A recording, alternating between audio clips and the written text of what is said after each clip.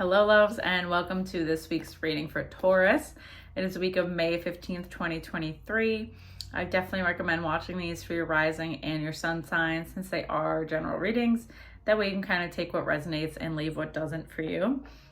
And as always, if you enjoy my readings, be sure to hit that like button, comment below, share, subscribe. All of that stuff really helps me grow my channel. Anyways, let's get right into it. Let's see what Spirit has for Taurus this week.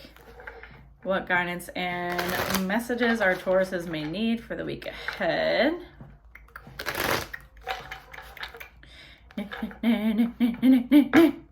One more. Ooh. All right, Taurus. What we got going on here? I'm gonna pull a few. We have 4 heart chakra, and then 8 trapped in fear, 9 suffering in silence. Okay, Taurus, I'm getting a lot of grief. Obviously a lot of the heart chakras coming forward for me, but more so it's grief. You might be grieving an actual person who has passed physically, pet, someone, you know, near and dear to your heart, or that you feel like really was just like a beautiful presence.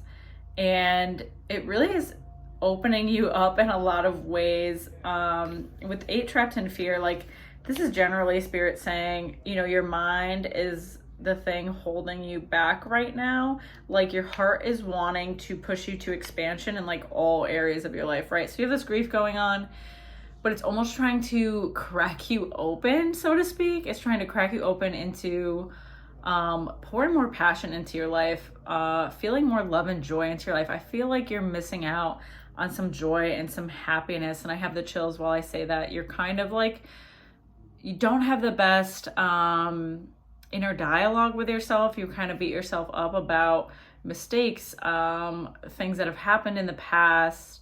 It's been hard for you to like fully let go of things in the past, I'm hearing, and that's where the mind is doing its number on you. You're really holding on to that as like the end all be all when you can let it go, right? Like I feel like we're the only species that like sits and ruminates on things from the past, right? We don't fully move on. It's hard for us to fully move on. It feels like that energy gets stuck in our bodies. So I really see you doing some like somatic work of some kind, and I don't feel like this is something that you particularly do on your own, but maybe you're connecting with a new healer. You're doing somatic work. This could even be like a massage that can bring some stuff up to the surface. So opening your body in different ways, doing hip openers, which you can literally just Google and look up on YouTube. Like it's very simple. There's a lot of stuff out there that seems not that intense, but does have a big impact, right? And then you have 9, the spiritual strength. The 9 is also a number of endings. This is like an end of a cycle card, and Spirit just saying, hold on a little bit longer. You're almost through this hard time.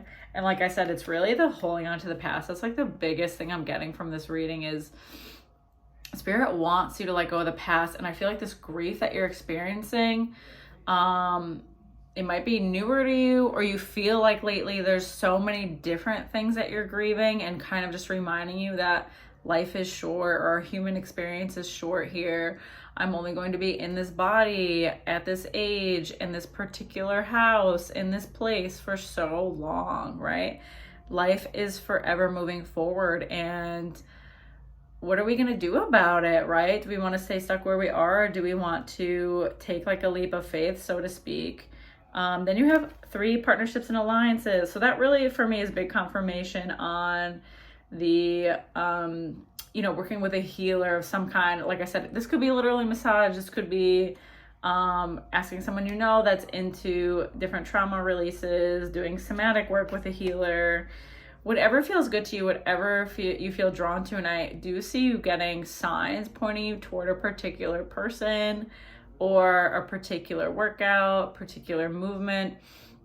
And that's something I want you to go for, is be open to the intuitive messages that are pointing you to where you need to go, because there is a bit of more release that needs to come. And I know you're like, oh, I'm already releasing with this grief, for sure, but there's still some physical stuff that you're holding on to, right? It's not just like grieving particular people passing on. It's more so letting go of old wounds that you have built up, that you have kind of holding you back right now.